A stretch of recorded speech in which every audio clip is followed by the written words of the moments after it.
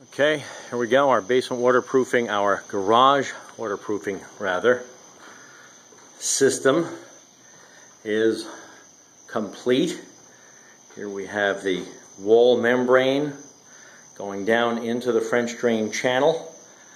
We have bump pads on the walls for the doors, just in case anybody's careless with a car door. Bump into a nice soft carpet looking thing. And there's even one for the front or back bumper of the car in case somebody's really careless and stupid. Why scratch a nice car? And there's another one for the other door.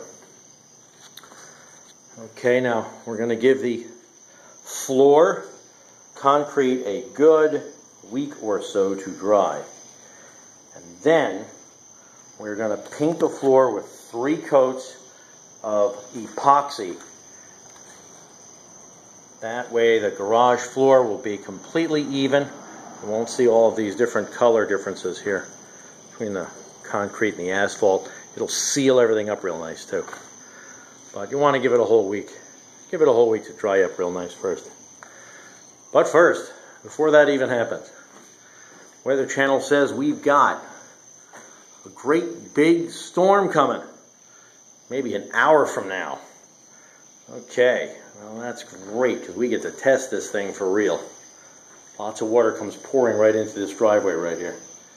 I just come right down and let's see how it all works. And just so you know, this pump is plumbed to the street using a gravity feed drain. And that right there is a check valve. And let's see, the pump itself, what brand did we choose? I forget. I don't know. Heavy duty looking thing. Alright, who knows? It was expensive. Alright, there we go. Alright, next video, we'll see it in action.